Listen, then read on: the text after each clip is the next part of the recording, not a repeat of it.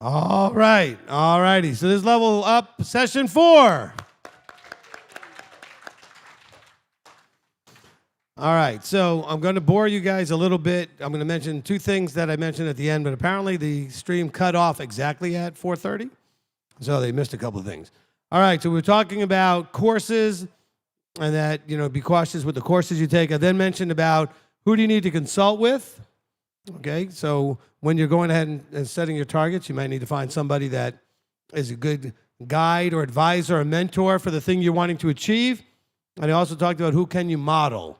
Is there somebody that's gone the journey you're wanting to go on from wherever your X is right now, right? Your starting point to where you're going. Find somebody with something similar and say, okay, how did you do that? You're where I want to be. You were where I am now. How did you do it? And then the key is you have to be willing to pay the same price. But if you do what they did, you should get a similar result. That's kind of how it works, right? Okay? All right, so I got to mention that. All right, anybody have questions, wants to come up? We can get the questions lining up before we go into the rest of the stuff. Do we have questions? No? Good. John, you got any? All right, so go ahead. We'll go to live stream. All right. First question. Actually, I got a comment just based on going back to the health assessment. It reminds me of a friend of mine, maybe like 18 or 19 years ago. They were going to a Weight Watchers type thing to try to help with their weight, and part of it was they were to write everything down throughout the week, but they ended up just. They'd go to the session and like 10 or 15 minutes beforehand while they're in the car, and they would just try to write down everything that they had for the previous week, and it obviously didn't work. So the first question from Amuna Lim. I've been studying quite a few topics about internal growth. If I'm not increasing very much of late, have I reached an acceptable level, or have I grown comfortable or stagnant? All right. I'm going to try not to, I don't want to mock in any way. I don't want to belittle in any way. I don't want to criticize in any way. But it's apparently I'm having a hard time getting through to you guys. You are the one who determines that. The question is not, am I at an acceptable level, this or that? Are you? Do you like the level you're at? Then the answer is yes. If you're not at the level you want to be at and you're struggling to go forward, there's a reason, okay? Your leverage is not strong enough, okay? But please, let's stop. I'm not picking on the person who wrote that text in, or wrote that chat in, okay? But all of you will do this from time to time. Stop looking for an outside validation of you, your choices, your preferences, and your comfort levels. You choose your level. You choose where to stop. You choose where you're happy.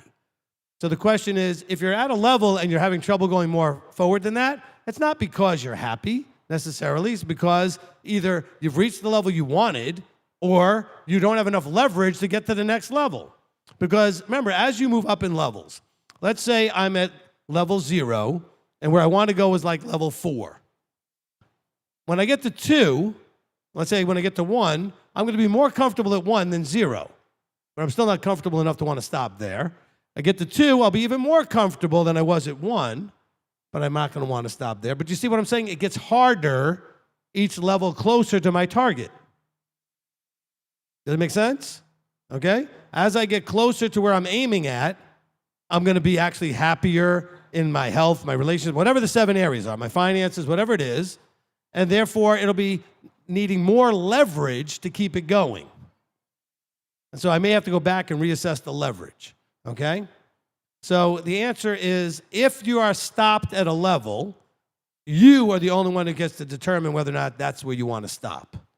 If you're stopped at a level because for some reason you're just not going higher and you're struggling to go higher, and you're not actually happy with that level, it's a leverage problem.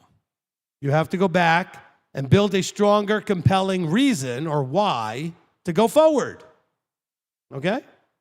Let me tell you what I always picture in my mind as a person who's just had enough. Everybody familiar with, at least older people for sure, with Gone with the Wind? All right, the movie Gone with the Wind.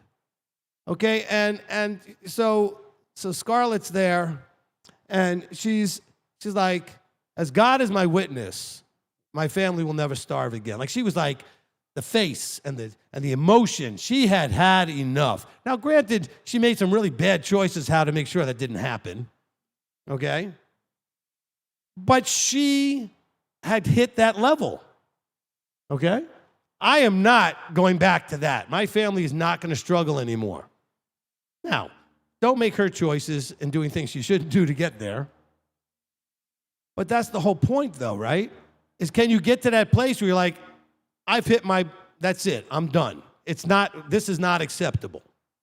So if you get to a level, let's say, again, 0 going to 5, 0 going to 10.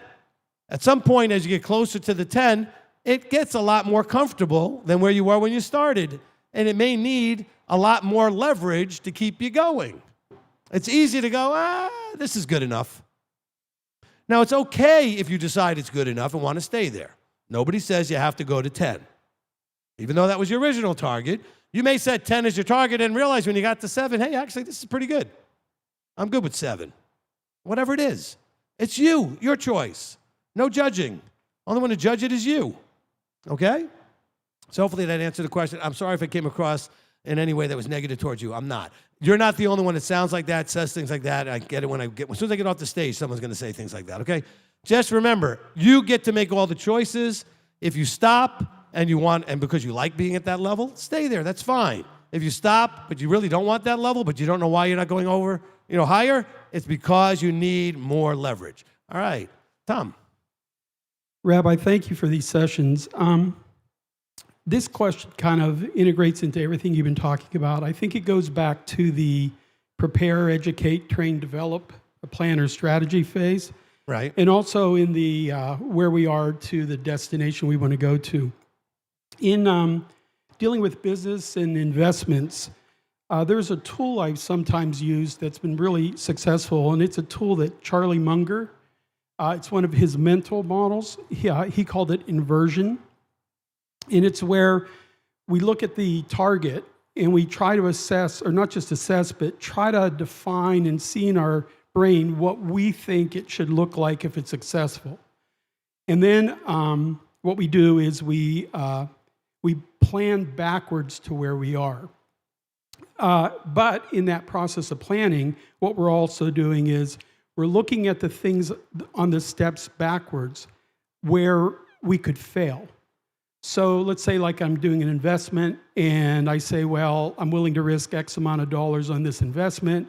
So I create a stop loss at a certain point to allow that to happen so I don't, that investment won't fail in that sense. I've used it for business and I've used it for investments. Do you think this is a useful tool in personal development? All right, first of all, does everybody know who Charlie Munger is? That's Warren Buffett's partner, okay? Greatest investor pretty much we've ever seen. And Charlie is just as good. He just doesn't like the microphone, so you never see him, okay? So the idea of reverse engineering is fantastic for this, okay? So remember, we reverse engineered how you got to where you are. So if you don't know what it's going to take, I want to be here, but I'm here now, right? My destination is all the way out here. Well, what does that look like? And then what things am I doing and are happening to be out there? What does it need to look like? And where can it let's break it down backwards. Because sometimes that's the only way that you can do it is to say, okay, I want to be at a certain weight and a certain vibrance of health and et cetera. Well, what is it going to take? Well, I'm going to have to change what I'm eating and I'm going to have to change my activity. Kind of break it down backwards. It's certainly a great way to do it.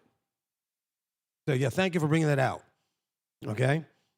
That's something I think I usually bring out there, but that's why I like the Q&A part, because it helps me remember to bring things out. John, was there any more?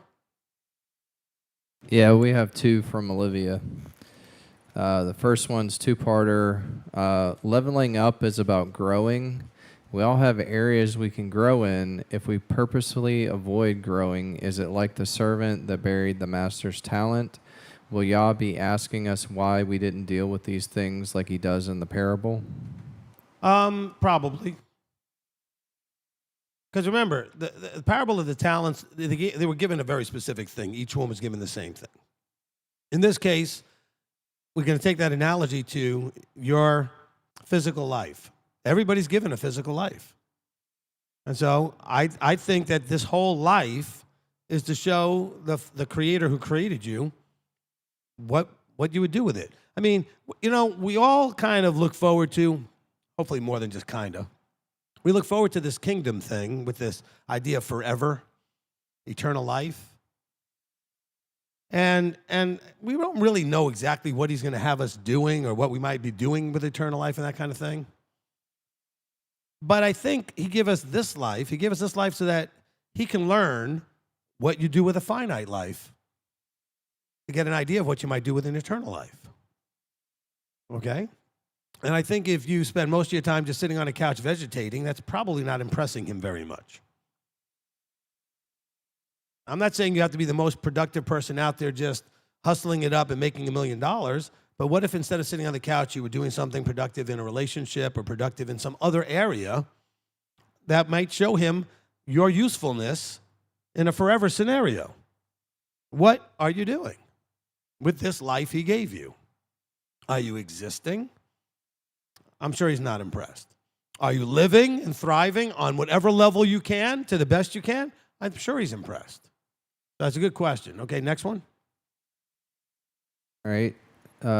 If we, again, another one from Olivia. If we aren't leveling up in all areas of our life, is it possible it will impact if we can fulfill loving Yah and our neighbors with all of us if we don't own or control every aspect of our lives? Okay, let's just go with the word impact. Okay, it will absolutely impact. Whatever level you're at, okay, is going to be that level of interaction with people. If you leveled it up, it would have a different level of impact. It would have likely a better, greater impact. If you've leveled up your ability to have relationships, your impact on that relationship will be greater. If you improve your health, your impact and your ability to impact people will be greater because you'll be more vibrant.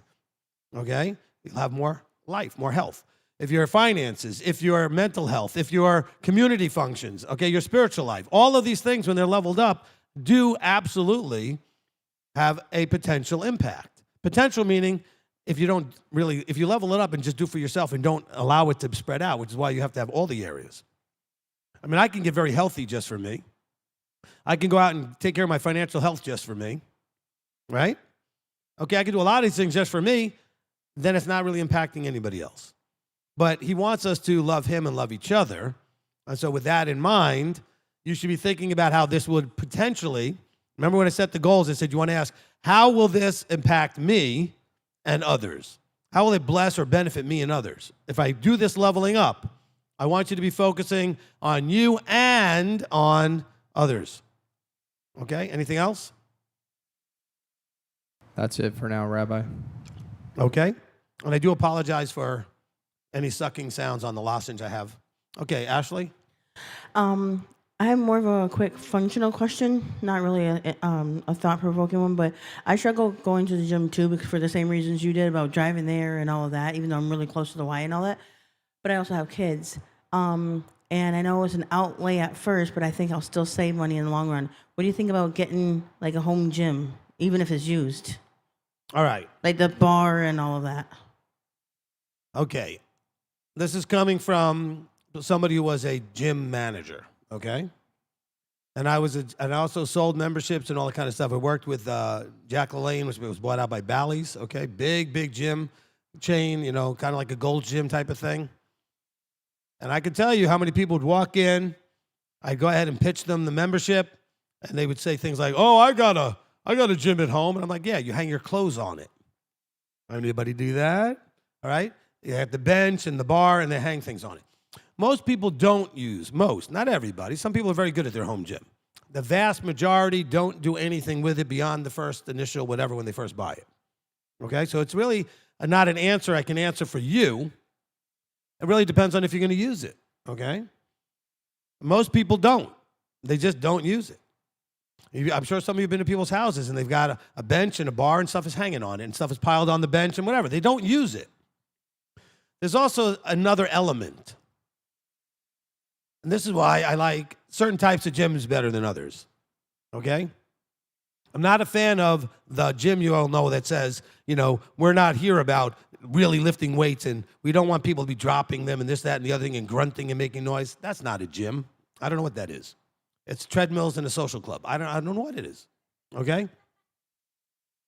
In a gym, people are out there working hard, working out, okay?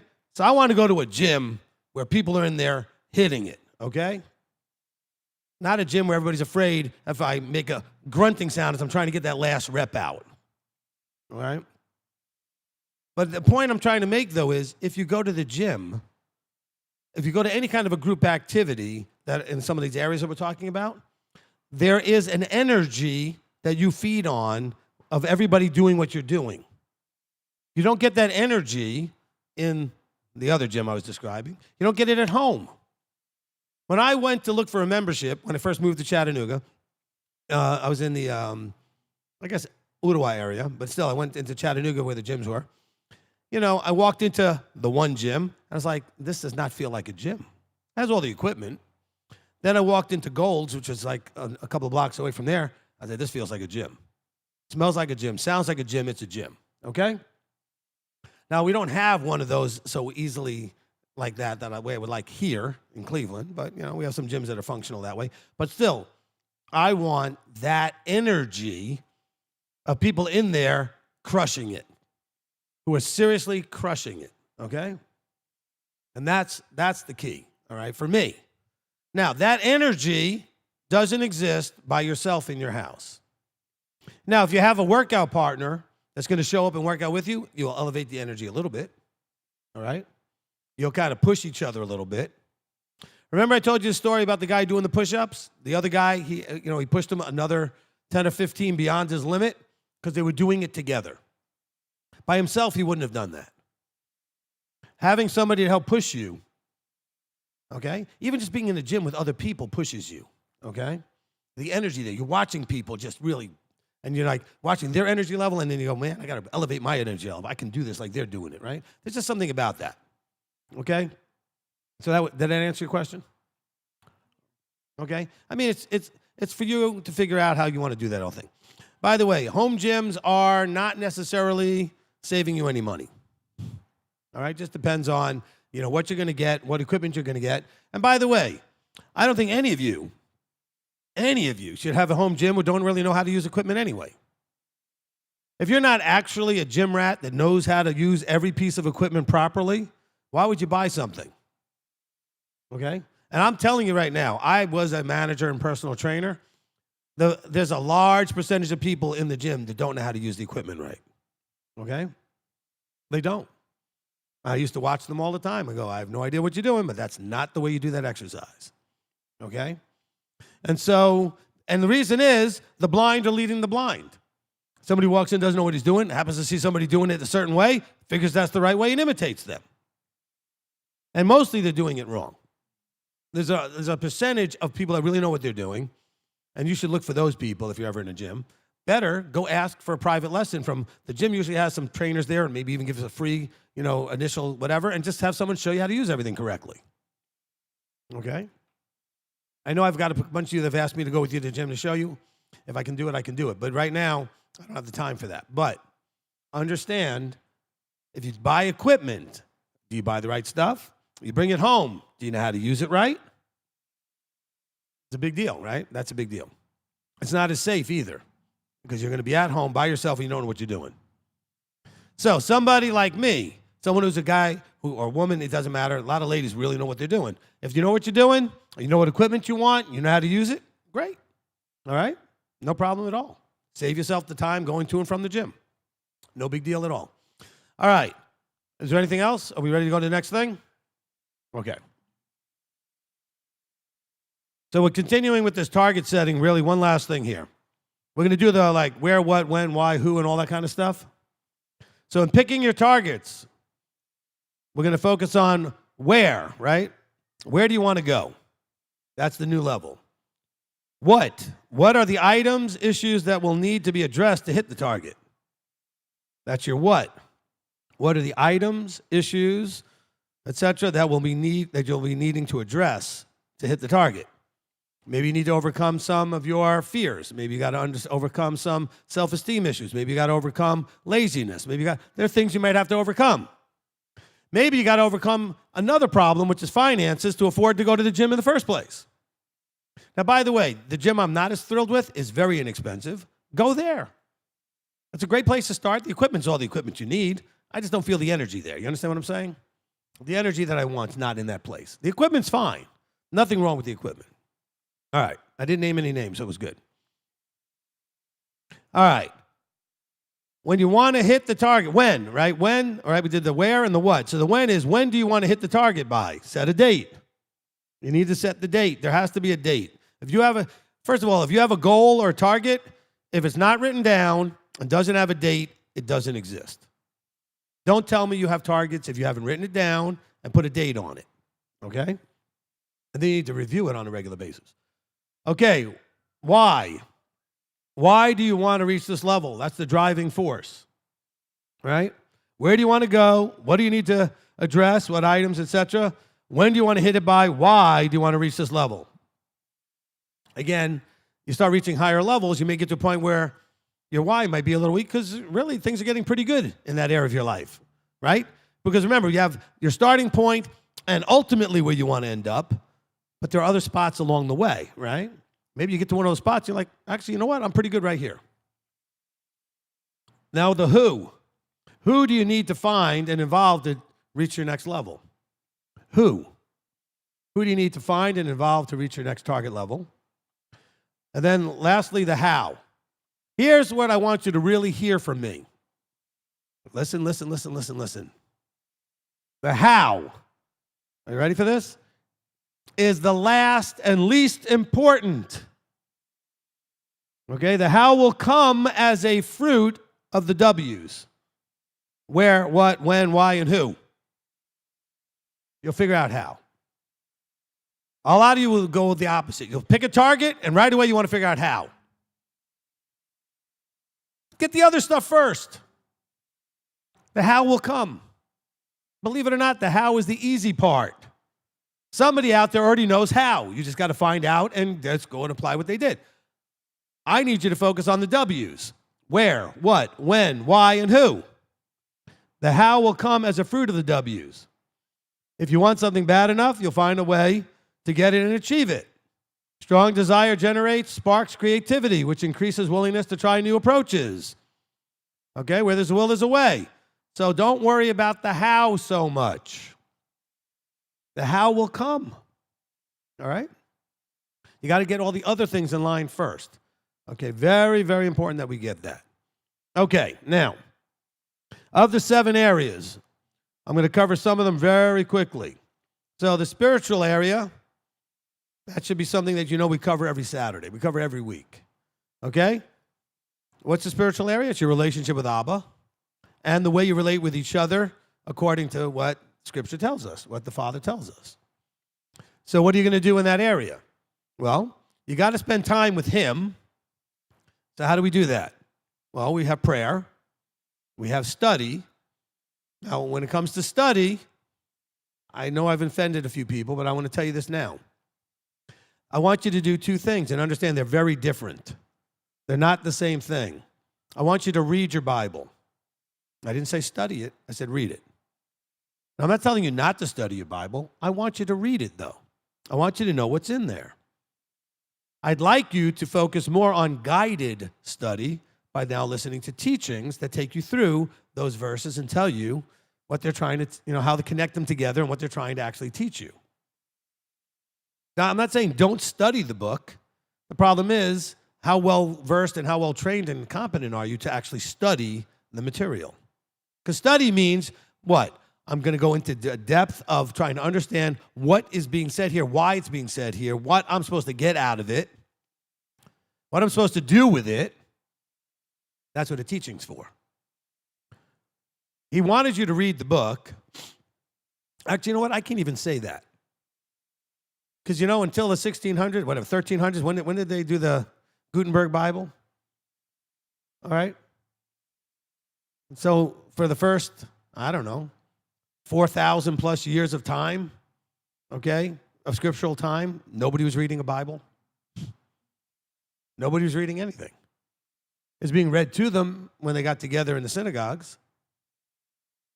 And it was being taught to them by word of mouth. It was being taught by teachers. So I know a lot of you will be like, man, Rabbi, I just can't find enough time to read and study my Bible. What do you mean by that? Like, what are you studying? I want you to be studying what the Bible's trying to tell you. And that should come more easily as a guided study by a teacher. Like as I'm doing right now with the Hasatan teaching, like I previously did with the other teachings, okay? You want to understand Shabbat? There's a teaching that guides you through all the verses on Shabbat, about the feast, about fear of Yahweh, about evil, about love, about anything, right? I mean, I couldn't say that maybe, say, 12 plus years ago when we started, we launched this version of our ministry. But at this point, almost everything that you want to study has been covered. Just about. As a matter of fact, I really have no idea what I'm going to teach next because we've covered just about everything that needs to be covered. There's 700 plus teachings. But they're not teachings. They're guided studies where I take every verse that I can find that's even remotely relevant to the topic and connect the dots for you to understand how they're relevant, how they relate. Okay, so when it comes to the spiritual side, I want you to read and study. Read your book. You know why I want you to read the book? So when I go to whatever I go to, Ephesians something, Deuteronomy something, Jeremiah something, you're like, oh, I remember reading that. I'm familiar with that verse. I always wondered what that meant. Cool.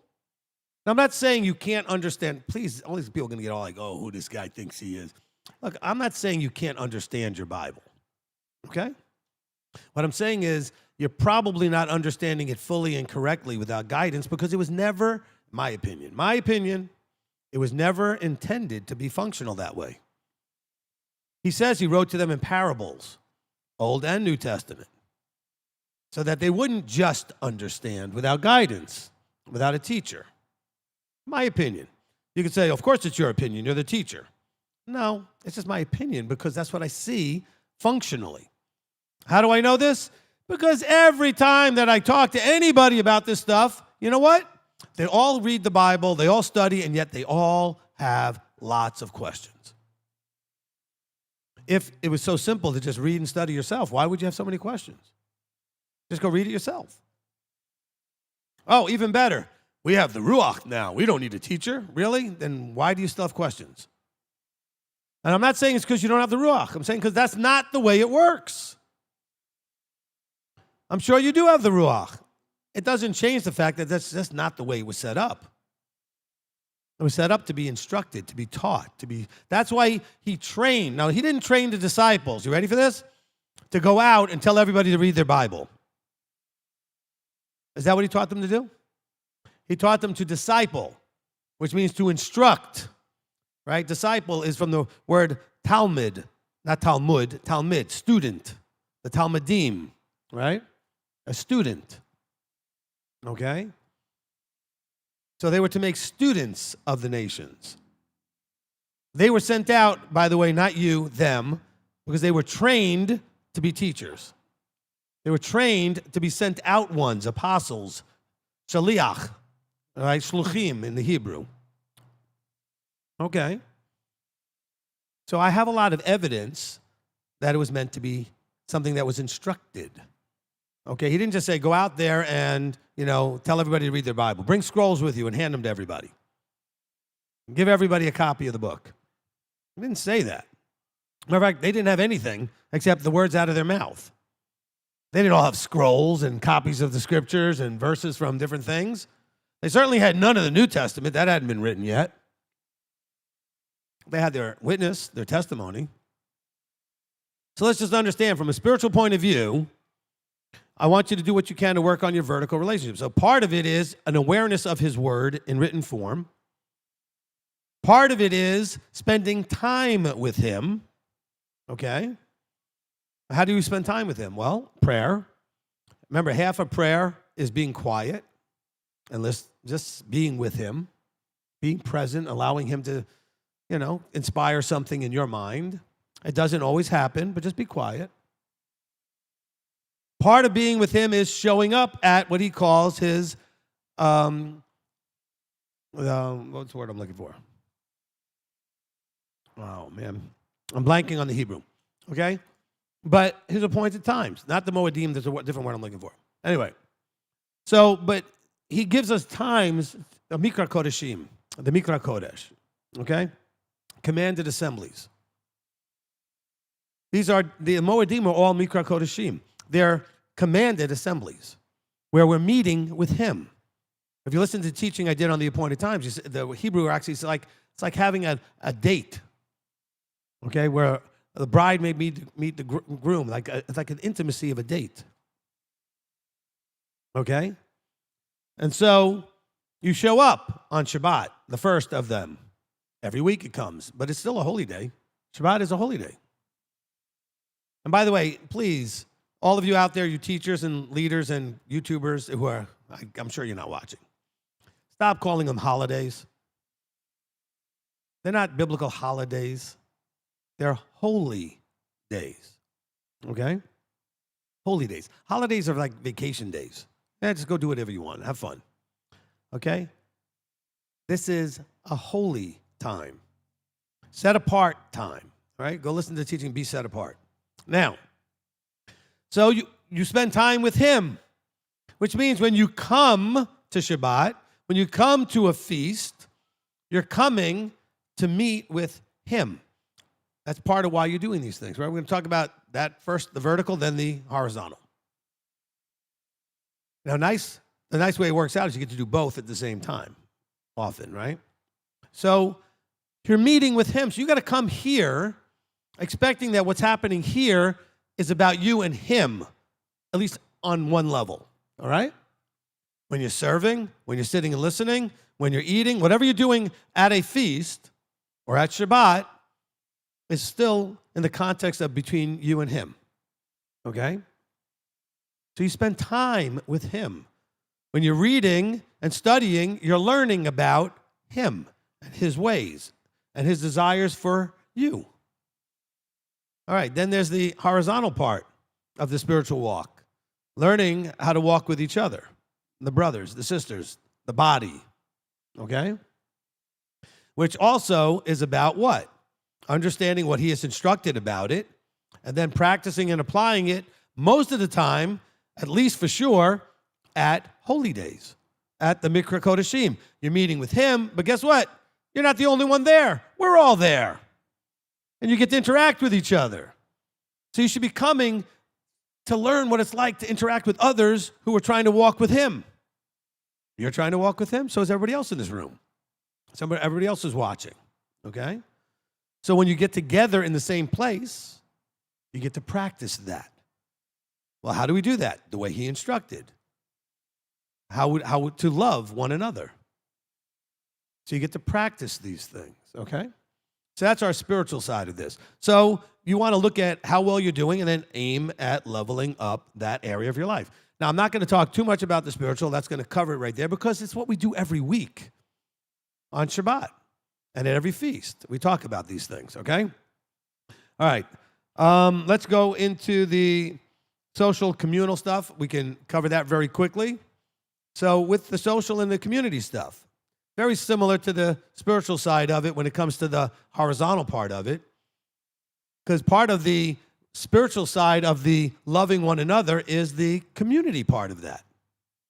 By community, I'm not talking about the greater Cleveland area or Tennessee or USA. I'm talking about the assembly, the body. So what can you do in terms of that? Well, first of all, showing up. That's a part of a community, like a member of the community will show up and spend time with each other. And then, how about getting to know each other and not just the 4 people you talk to usually? Okay? How about spending a little bit of time being interested in other people? How about seeking out people that are not being sought out? Man, that's very loving. It's a little challenging, maybe, because the reason that person's probably not being sought out is because they give off some sort of like, I'm not really good at social, like stay away from me vibe. And if you're one of those people that nobody talks to, you might want to work on the vibe you're giving off. Because there are some people that everybody's drawn to and other people that it's harder. And by the way, it doesn't matter if you're handicapped or if you're physically healthy or if you're old or you're young. It's the vibe you're giving off. Your intrinsic nature that's coming out. I don't want to sound all new agey, okay? All right? The spirit, your nature that they can feel, okay? It either attracts or it causes a little bit of a repelling or standoffishness. If you're not comfortable with people talking to you, people aren't going to be comfortable coming and talking to you. And so they're going to stay away.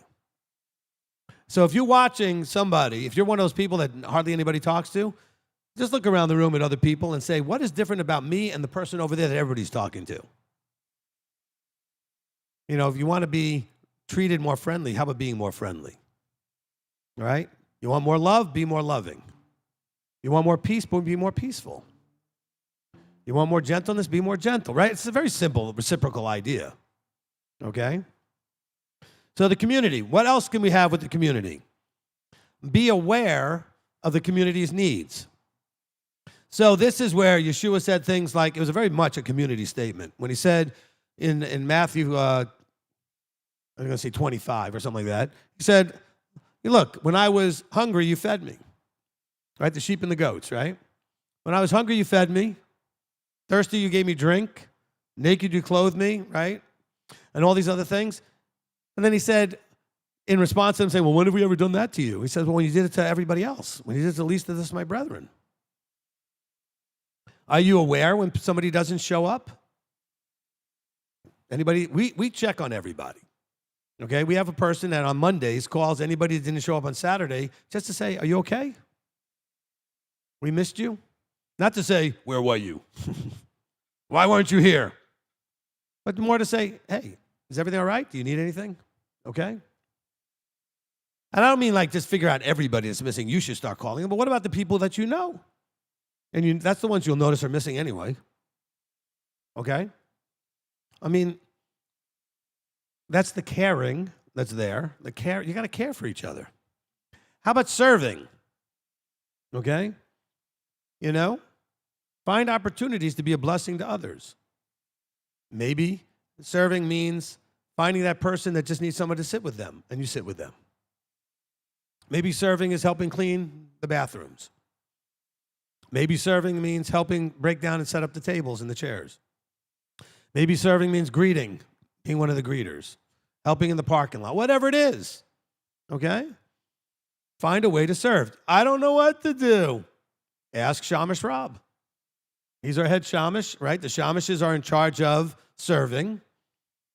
And he can say, look, we could use extra help here or there, okay?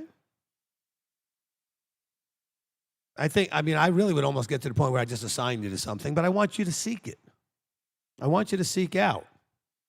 And you know what I want you to do? I'd like you to seek out at least to try things you really don't want to do. Don't seek the thing that's most palatable. Go push yourself and challenge yourself to do the thing that kind of makes you go, you know. I don't want to clean toilets. All right, so volunteer to clean them. I don't want to deal with this. Well, go do it. It's not going to kill you. As a matter of fact, it'll bless you. Go try. You don't have to do it every week. Just do something. All right, community. All right? So this is mostly the social community thing. One last thing that with social with the community stuff. This is also where you get to practice proper vertical alignment. Okay, how are you treating the leadership? How are you treating each other? Are you giving each other the right level of respect? Okay, in the community? Some of you might like, well, how can I show respect to the community if it's not talking about the leadership? I don't know. If you got children, make sure they're not just running around doing whatever. That's very disturbing to the community in general. Watch your children. They're yours. They're not mine. They're not anybody else's. Okay? Be aware. Maybe you see a mom struggling with some kids, and maybe you're friendly enough and they're friendly enough with you that they could trust you. Say, hey, you need to use the restroom or something? You want me to watch your kids for a minute? Whatever. There are things we can do to help each other. Okay? But that's based on the level of your relationship. Don't offer that to somebody you have not even said hi to very much. Okay?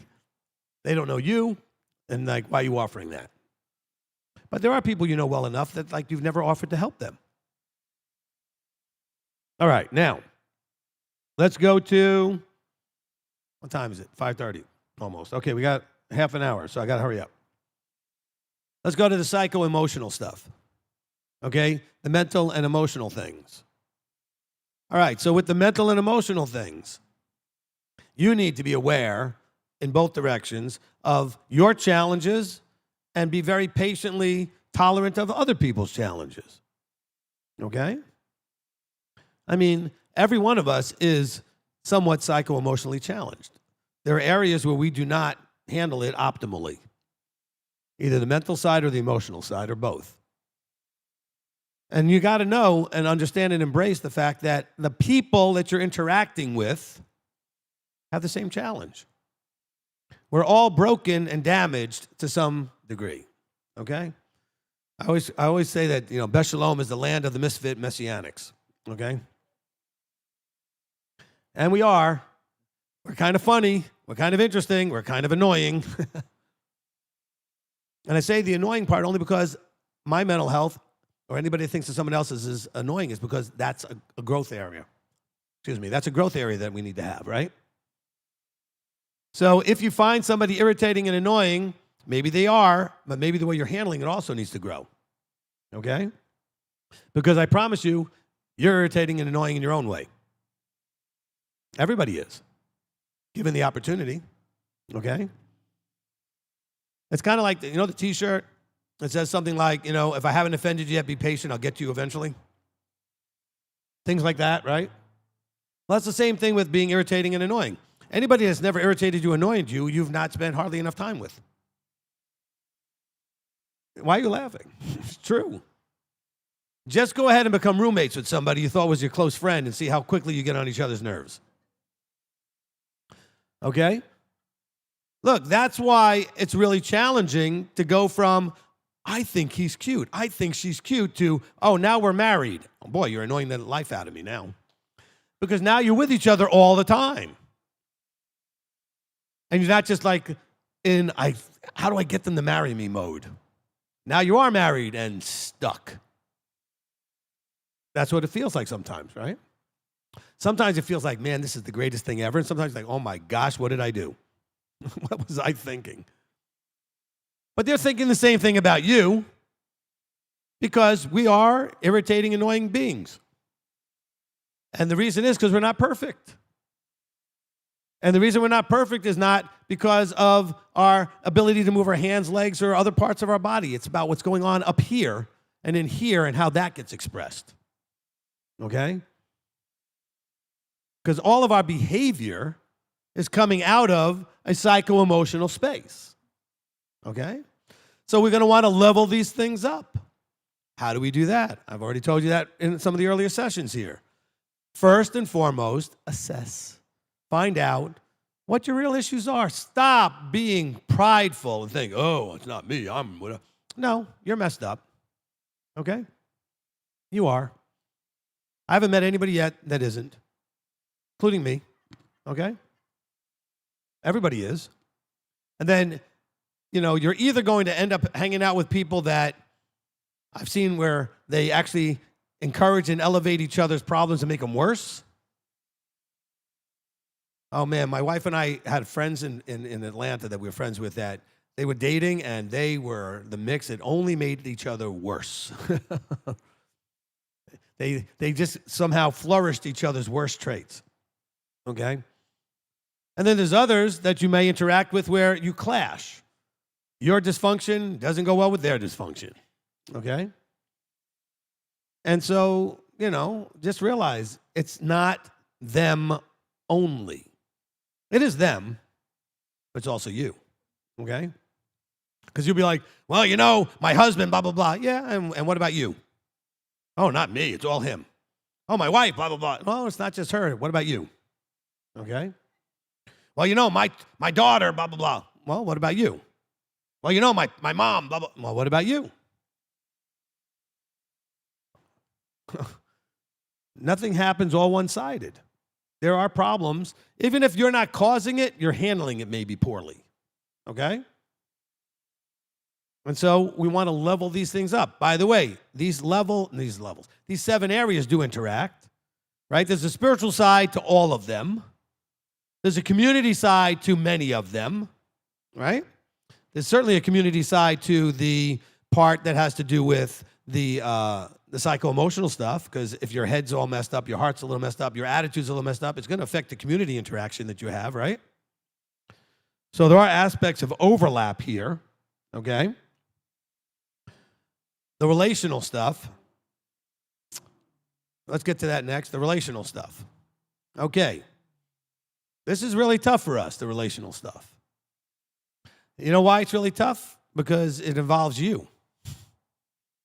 And you interacting on a very much more intimate, interpersonal way with somebody. Okay?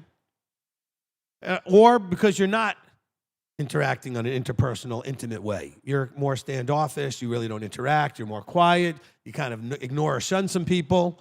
So people are either going to look at you and say, well, that person's very unfriendly.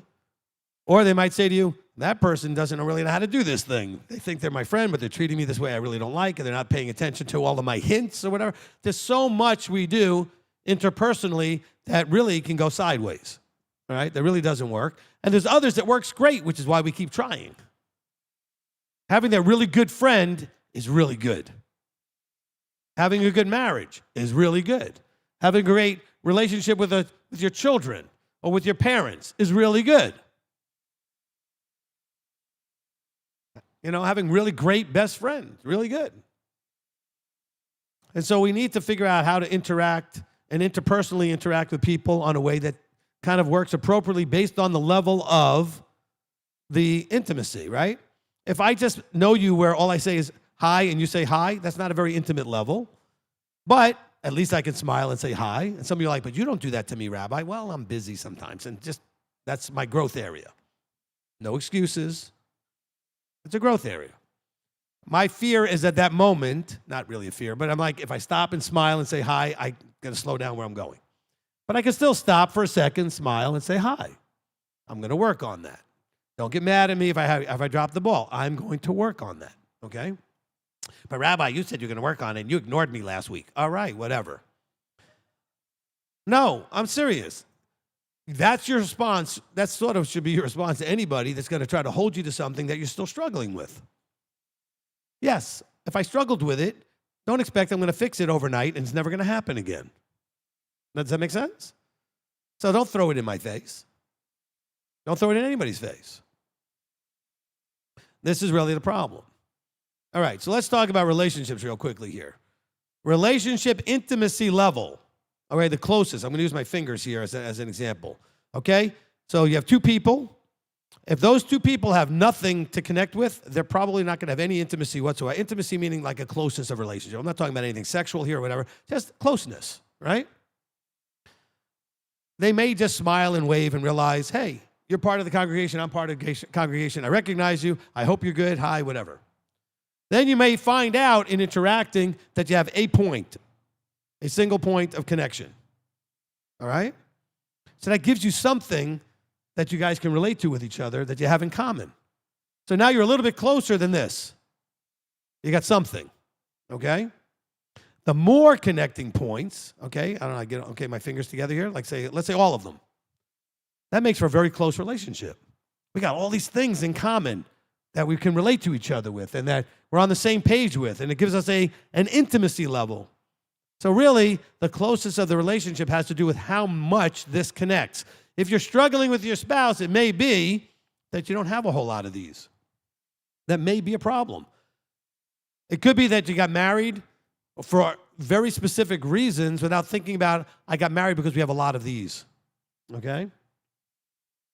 And so, most of you, for example, if you got married after being in the walk and married somebody else in the walk, you had 1 point. Whoops. You had 1 point. Maybe you found each other attractive. That's another point, okay? Maybe you both like similar music. Another point. Maybe you have a similar idea about children and child rearing. Another point, right? Lots of different things that could be connecting points, all right? But think about it. You get married. Let's say you don't like the same music. Okay, that's a problem maybe. Not a big one, right? You don't like the same food, all right? It's going to be hard to go to restaurants and eat out or whatever, or buy food for the house and eat the same meals. You don't like the same, you can just see what I'm saying, how you can build on this thing?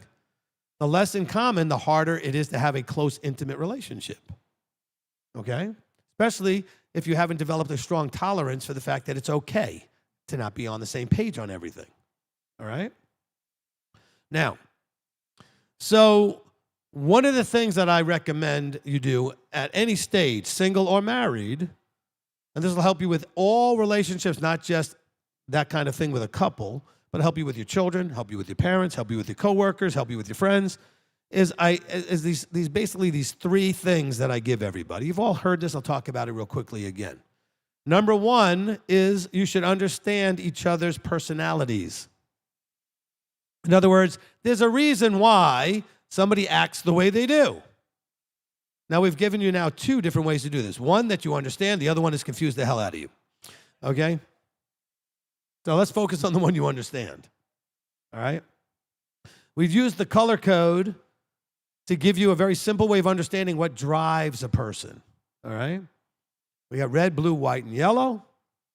And you guys should mostly understand what those colors are like. You're not purely one color. That may be your main color that drives. But you know what? If you're red-blue, it's going to be, or whatever, it's going to act one way. If you're red-yellow, it's going to be another way. If you're red-white, it's going to be another way, right? If you're red. If you're blue, being blue-red is one purplish sort of way of going. But if you're blue-white or blue-yellow, it's going to interact differently, right? So if I'm interacting with you and you're not the same as me, guess what my problem is going to be? I might not understand why you do what you do, why you react the way you do, why you make the decisions you make, because you're different. And there'll be people that I have more connectivity with in that particular area of doing certain things is because I understand them, they understand me. Maybe because either A, they're the same, I'm red. Guess what? Most of the other red people in the room understand exactly the way I am. Most of the blue people have no idea. Okay?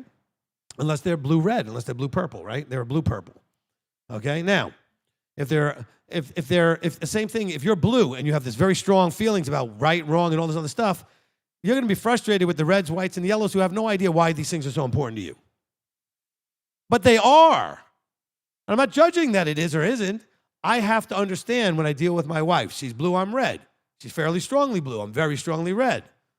I have to understand and respect that there are certain things that are very important to her that are not so important to me. Because from a red perspective, they're not that big a deal to me. From her blue perspective, it's life and death. It's critical. Something might go wrong, okay? Now, I know I'm sounding like I'm mocking it, but this is the struggle, right? When you don't understand, it just seems like I don't understand you. So I gave you the color test, the personality test, to let you understand why you struggle with certain things and why you don't struggle with other things, but also then you can understand that other people similarly are good at certain things or do them more easily and struggle with other things. Remember, the whole idea was understanding yourself better so you can understand everybody else better, okay? So then you don't have to go like, I don't understand how come you have to blah, blah, blah, blah, blah, whatever that blah, blah, blah is, right? I don't know why you act that way. Well, if you knew my colors and stuff, you would. That doesn't mean you like it anymore, but at least you can understand where it's coming from, okay?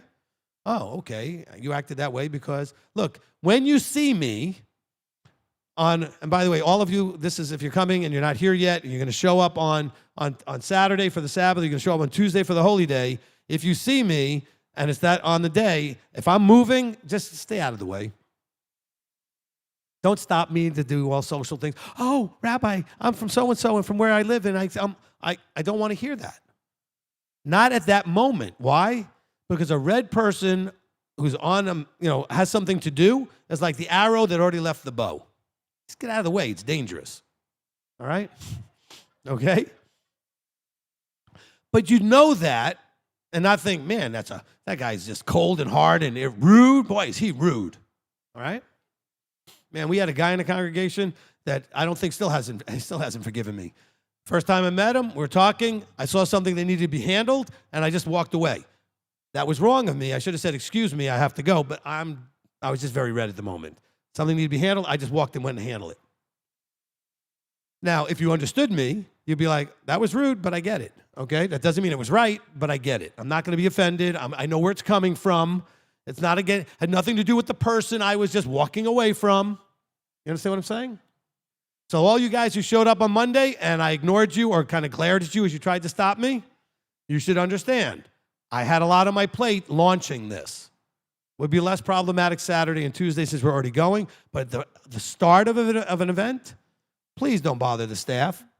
Certainly don't come and bother me unless it's about something I need to know about the event. It's not time to be social, okay?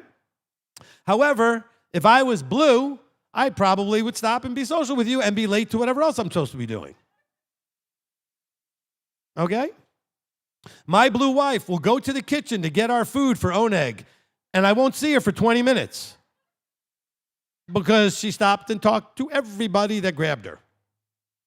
If you tried that with me, I'm like, I'm getting my food right now. Get out of the way. I'll talk to you later. Okay? But I'm like, where'd Rebbetzin go? Well, then I look up. This one stopped her. You, mostly you. Okay? Laughing the loudest. You stop her plenty. Okay. You too. All right? All right? But that's the blue side. Okay? That's the blue side. So just understand that I gave you the personality stuff so that you could understand that other people with a different personality than you, because if they have the same type of personality, if they have the same colors, the same style as you, well, then you can understand what they're doing. But if they're different, it's like a Martian or something to you, you know, like men are from Mars, women are from Venus type of thing. I mean, it's just completely different. Well, I mean, I could say the same thing, like, you know, reds are from Mars, blues are from Venus or something. I mean, it's just different. They're opposites, okay? So let's understand those kind of things. So relationship stuff, leveling it up is leveling up your understanding of why you are the way you are, and then being more patiently understanding of why others are the way they are, okay? So studying some of this personality stuff is probably helpful, all right? Now, the letter thing with the Myers-Briggs and the cognitive functions, maybe not as helpful in dealing with other people as it is at least with dealing with yourself and understanding how you deal with information, how you make decisions, how you evaluate the information, and how you decide what it means and where it's going, right? Okay? At least you can understand you a little better. Might be also useful in understanding somebody else a little better, but it's not as easy to identify as colors, okay? The colors are much more simple because it's the thing that they're wearing on their sleeve and they're driving, all right? Okay? I mean, if you're talking to somebody and trying to get them to do something and it's like talking to a rock and it's moving real slow, it's probably white. Okay? And you're like, now? Okay? All right? If you're talking to somebody trying to get them to do something and they're somewhere else, everywhere else, and not listening to a word you're saying, probably yellow. Okay? So, I mean, you can kind of identify much more easily the colors, all right? Okay? And so just kind of know that that helps you in understanding your relationships, okay? Understanding everything. Screen just went off. All right. So with relationships, there's a second thing. All relationships you can use this with, okay? I want to make sure that we're clear that this is not the intimacy like only in a relationship like a marriage. The love language. We all need to feel loved. Remember, love can be Phileo, which is friend. It could be agape, which is God level. It could be eros, which is more intimacy. It could be lots of different types of love. Everybody needs to feel loved. Okay? And so if you're not speaking their language, they won't feel loved. So if your friend, you know, their love language is acts of service and you went and did something for them, they'll feel loved. Okay? If their love language is quality time and you went and spent time with them knowing what they think quality time is, okay, what types of acts of service they like, you have to figure out what they want, what they like, they'll feel loved. When somebody speaks your language, no matter what your level of relationship is, you still feel loved. You appreciate that. You feel loved. Much more important in the relationship of husband and wife or parents and children speaking their language, so you feel loved in the relationship. So you have to learn each other's language. I know it came from a Christian group or whatever, but I liked the concept and the way that works. So you can always look that up, the number 5, lovelanguages.com. okay? If you're here, we actually have a written form of it. You can just take the test yourself. The thing is that the language is kind of, if you don't speak it naturally, you're not communicating well with the other person. I mean, I've got couples that are fighting mostly because the little things are irritating them more than they should because they don't feel loved, because their spouse doesn't naturally speak their language. Now, notice I use the word naturally, okay? Naturally, meaning without effort, okay? My love language is, number one, physical touch. Number two, words of affirmation. My daughter, physical touch, words of affirmation. When she used to wake up in the morning and come down the stairs, I'd come out, see her, big hug, kiss on the forehead, and tell her how awesome she is. She'd tell her how awesome I was, and we were both very happy. It took no effort. It was natural, right? My wife's love languages and mine are flipped, which means that neither one of us speaks the other's language naturally, which means we have to think about it. Doesn't mean that we can't do it. We just don't do it automatically, okay? So I have to be aware, for her to be loved, what her languages are. She's got to be aware of mine, all right? And if you're a husband and wife and you've done these tests, I should be able to ask you what your spouse's top two are, and you should know it. If you don't know it, it's because you're not doing it, okay? You should know it, all right? And so you should be able to give that answer. Now, when it comes to love language, it's defined in terms of what it looks like by the person whose language it is. So, for example, let's say we'll take something that could be easily take many, many forms. Let's take quality time. My idea of quality time might not be yours. My wife's top language is quality time. Okay, so I have to find out what she thinks that looks like. It's my third. It's the one we have closest, okay? Physical touch is my one. It's her fifth. So that doesn't match. Words of affirmation, my two, her fourth. Right? There's 5 languages. Now, the quality time, though, what I would think it was, doesn't necessarily match what she thinks it is. You have to teach each other how to speak the language. Did you hear what I said? Don't get frustrated that the other person's not speaking it right. That's your fault. If you didn't tell them and teach them how to speak your language, it's your fault. You should learn that, or you should ask if you're the spouse. You say, how can I speak your language? Your top language is, quality time. Your top language is words of affirmation. Your top language, acts of service. Because I can guess what acts of service looks like, and maybe I'll get it wrong as to what that person thinks is an act of service. What kinds of acts of service do they really want? Okay? So you have to learn to speak each other's language, all right? Look, if you're working with a coworker that needs words of affirmation and all you do is criticize them and put them down, they're not going to do well as a coworker. They're going to not feel loved and appreciated, okay? You got to learn languages. Now, last thing with the languages, and that's really important that we get this, is that all languages have a big and small, simple ways that they can be expressed, okay? Big and small. So, for example, let's take, gifts. Because somebody's like, oh, my wife's language is gifts, and we're broke. Well, you don't have to buy her something. Ask her what other ways you can give her a gift. I'm sure there are small ways that she would consider a gift that doesn't cost hardly anything. Sure, buying her a nice piece of jewelry if she wants that, or buying her some other type of gift, whatever it is she wants, would certainly be a big way to do it. My wife's got gifts as her second language. You know what I used to do all the time? I used to write her little notes and leave them for her on the table in the house, or I would do all these little things that were gifts. Didn't cost any money. We were broke. Okay? But she took them as gifts because she told me those are little ways. All right? I mean, you could also take something like physical touch. If yours isn't physical touch, you're married, you're like, oh, well, you just want to have sex. Well, yeah, sure we do. Being honest. But that's not the only way to express that. When I walk across the parking lot with my wife, she'll reach out and grab my hand. That's physical touch. That's small. I like that.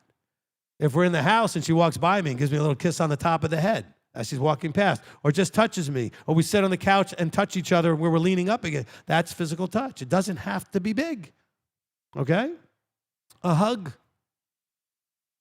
okay? These are all things that express physical touch, all right?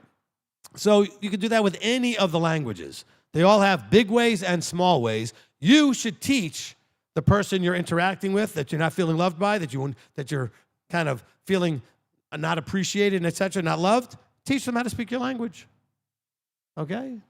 And if you're the one that feels like there's a disconnect with you and your spouse or whoever it is, ask them, how can I communicate? How can I express that I appreciate you and that you're valued and I love you?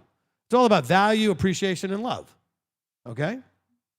All right, last one, and I'll take us right to 6 o'clock, so it's perfect. This one is the most important and also in some ways the toughest one to do correctly, all right? Easy enough to figure out your colors, easy enough to figure out your love languages. Okay, your expectations.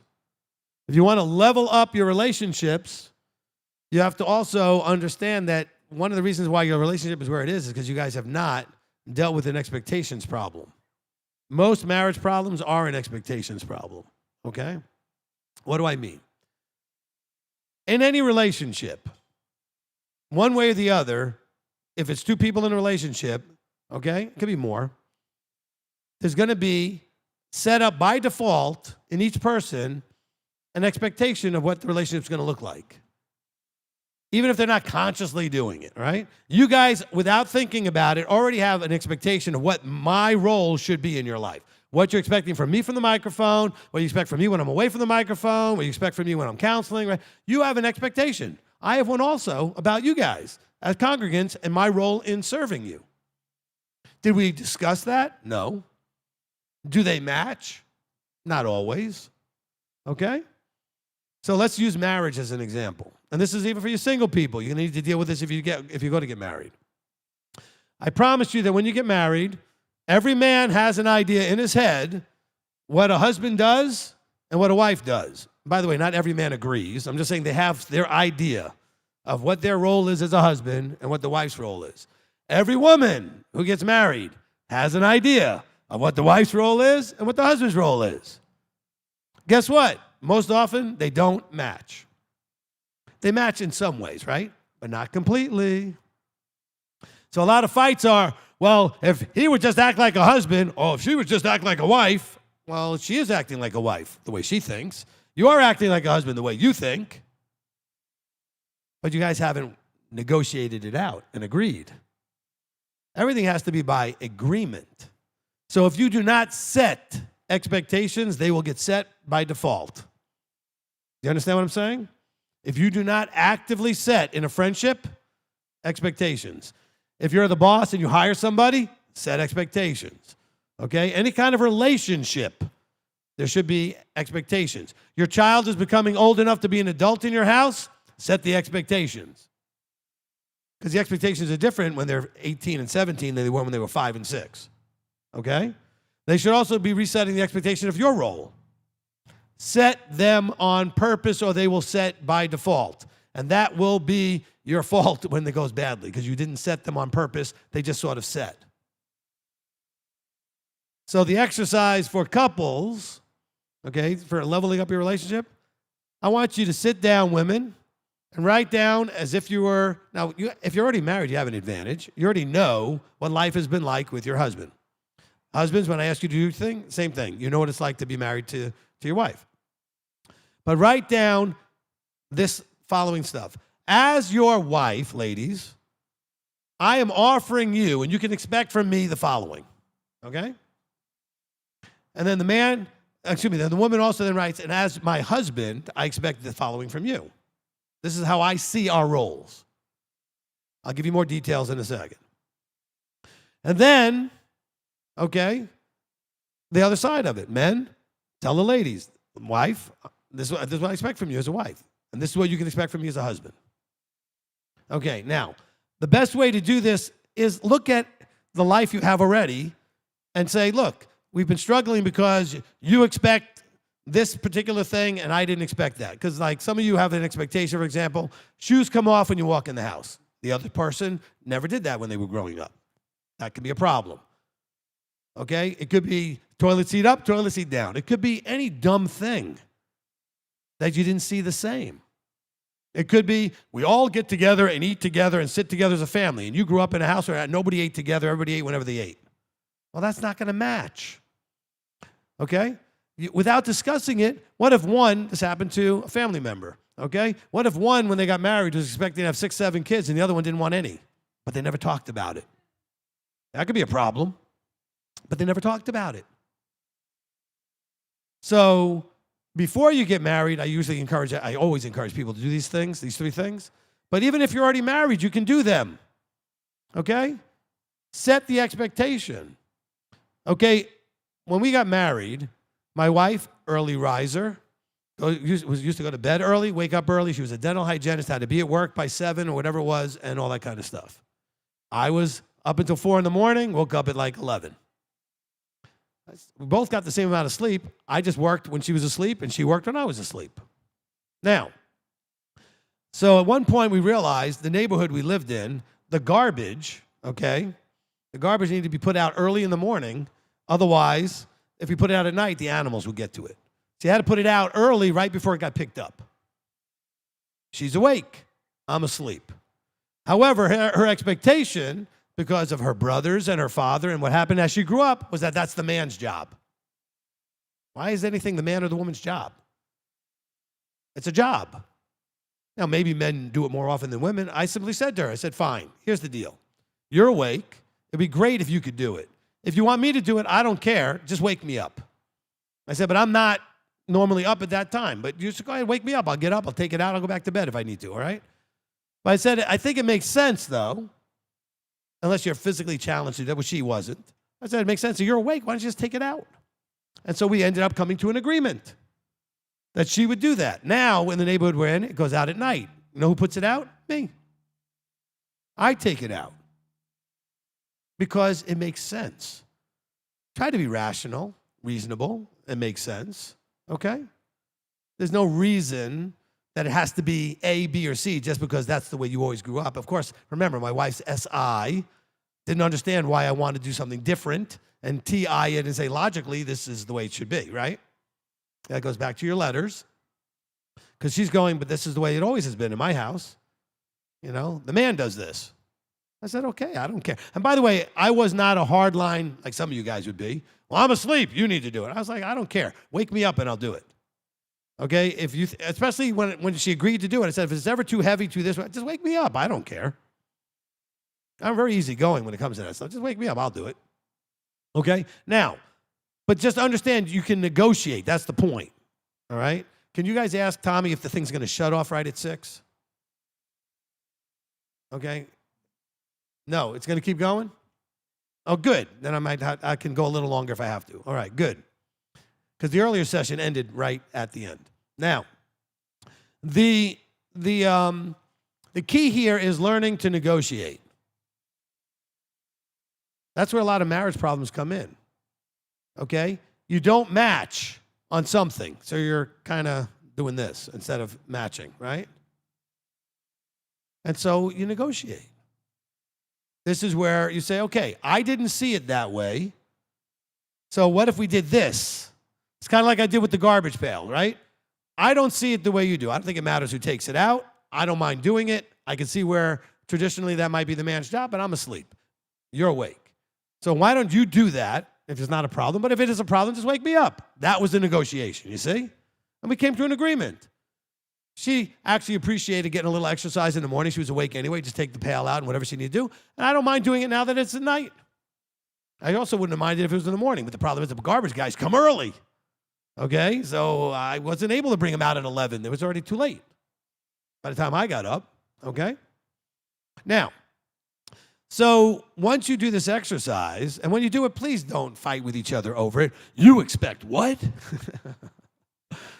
All right? But just realize that's where they're coming from. But also be flexible enough to realize that where you're coming from and the other person's coming from isn't going to match everywhere. Those are areas of negotiation opportunities. Okay, you have to take the opportunity to work together. All right? Now, you guys all know, and I make an exaggerated deal about it. My wife doesn't like it. I'm trying to work on it, where I make a big deal about stopping what I'm doing to take a picture. Okay? Now she understands I'm just doing it because everybody expects me to make a face and complain. And I'm really not upset about it or anything. Now, and again, a red, I don't want to stop what I'm doing to take a picture. I don't care if you take 1,000,000 of them while I'm doing whatever I'm doing. Don't interfere with what I'm doing. Now, but in negotiating, okay, I told her, especially when we had the children and they were young and we would do things like go to parks and things together, I would say, look, I will make everybody behave and stand and take pictures up to a point. So be efficient, because at some point I'm going to have had enough, and I say, that's it. If I say it's it, that's it. So you'll get less than you wanted. I'll give you more than I wanted. You see how the negotiation worked?